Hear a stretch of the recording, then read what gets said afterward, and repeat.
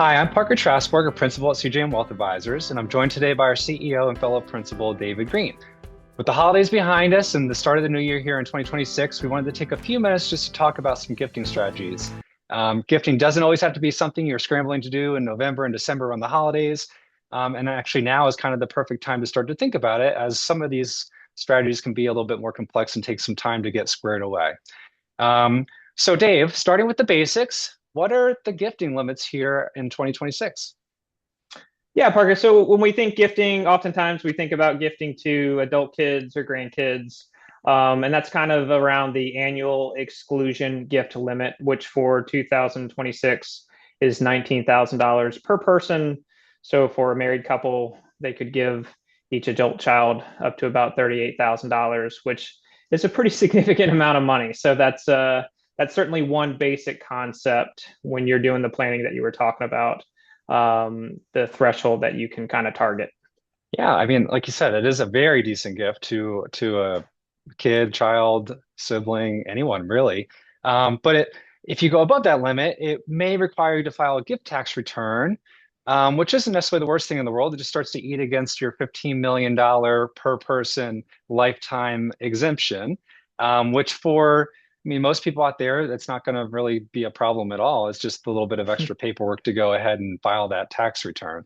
Um, and if you are paying for medical bills or tuition, you can actually pay those directly to the institution, and it doesn't even count towards that 19 or $38,000 gift exemption limit. So, Dave, if I wanted to give money to a charity rather than to another person, what options do I have there? Yeah, we were throwing around some big numbers there. So I think we want to start with the idea that continue to give your $25, $50 checks to the organizations that you care about. In addition to that, we have and can talk to clients about strategies. One particular strategy for our clients who have reached required minimum distribution age is called Qualified Charitable Distributions, or QCDs.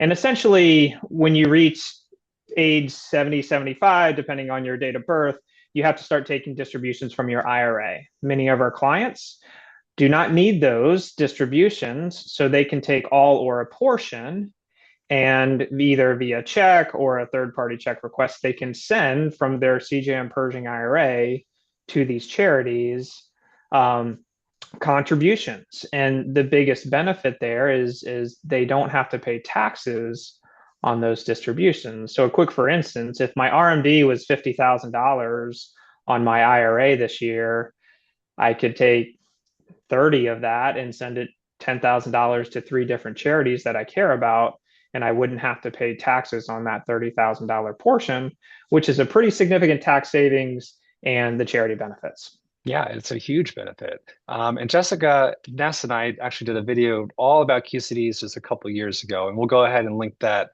to the video that we're recording today. If I'm not of RMD age, 70 and a half or above, what other options do I have to give some gifts to charities? Good question. I think we're kind of raising the bar as far as complexity as we go through this conversation. Another concept strategy that doesn't fit all of our client situations, but for some people, the idea of a donor advised fund could make a lot of sense. The acronym there is DAF. Um, and a DAF enables people to make a pretty sizable charitable contribution all in one year without having to choose the amounts and the charities to receive those gifts all in that year. So let me explain a little bit, maybe with a case study. One of the big benefits is you can, if you're having a big income year because there was a business sale or you had some big bonuses, and say that you wanted to make a $100,000 charitable contribution, but you didn't want to give it to all these organizations all at once. You wanted to think about it. You could put it into the DAF and get credit for that $100,000 contribution. There's some thresholds that we'll talk about with your CPA, but you essentially get the charitable contribution deduction all in one year.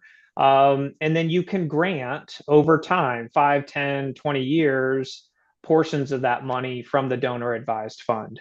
Um, so the tax benefits are the upfront tax deduction, significant.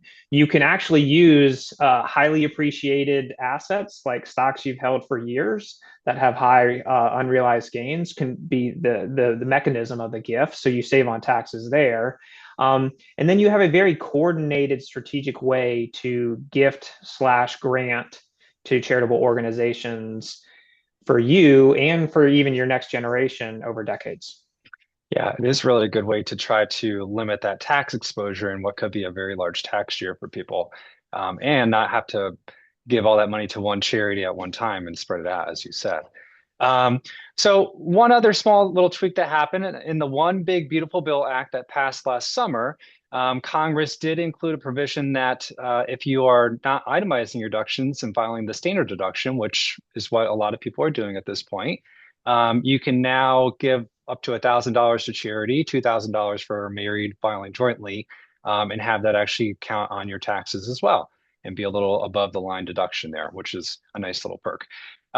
That's all the time we have today. I know we covered some pretty complex topics here, and we can dig into those a bit more at a later point. If you have any questions about anything that Dave and I talked about today, feel free to email one of us directly or email your planner directly, and we're happy to kind of run you through some various scenarios that might be able to help for you and your family. We wish you all very well, and thank you so much for joining us today. And thank you, Dave, for joining me today as well. Bye-bye. Absolutely. Take care.